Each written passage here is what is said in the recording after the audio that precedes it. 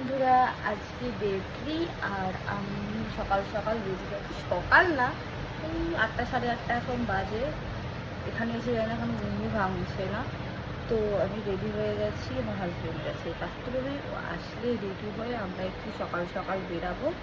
তো দেখা যাক কি করা যায়। সকালের প্ল্যান, বিকালে প্ল্যান আছে, কিন্তু সকালের প্ল্যানটা জানি না। তো দেখা যাক।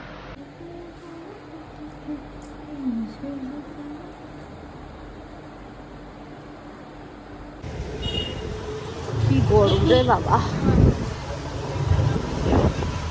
তো আমরা স্কুটি নিয়ে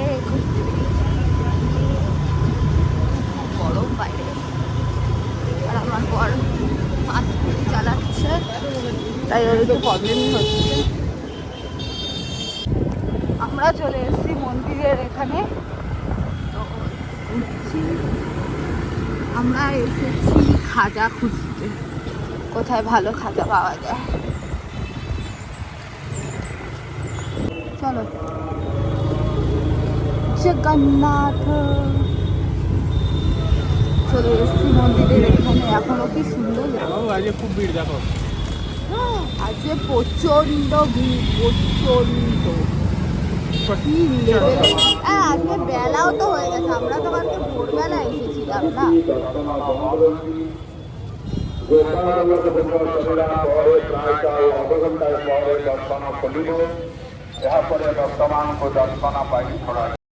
তোমরা দেখতেই পাচ্ছ আমরা মন্দিরের এখানে এসে, আর রথগুলো কি সুন্দর সাজাচ্ছে দেখছো। আর কিছুদিন বাদে তো রথ, তোমরা জানোই কি সুন্দর লাগছে। এই প্রথম আমি মানে জগন্নাথের স্নানযাত্রার আগে এসেছি, আর আমরা স্নানযাত্রার আগের দিনই বাড়ি ফিরে যাচ্ছি। বাট রথটাকে এরকম সুন্দরভাবে সাজতে দেখে আমার দারুণ লাগছে, কারণ আমার লাইফে এইটা ফার্স্ট। তো তোমাদের এইটা দেখে কেমন লাগছে আমাকে জানিও।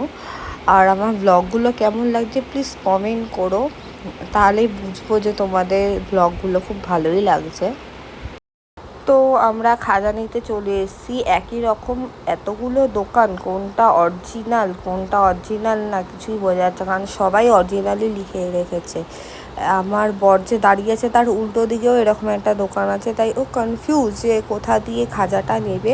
কারণ সবার জন্য আমরা খাজাই নিয়ে যাচ্ছি, ওর অফিসের স্টাফ হোক, আমাদের ফ্যামিলির লোকদের হোক, বন্ধুবান্ধব হোক, সবার জন্যই আমরা খাজাই নিয়ে যাচ্ছি, তাই একটু কনফিউজেই আমরা আছি।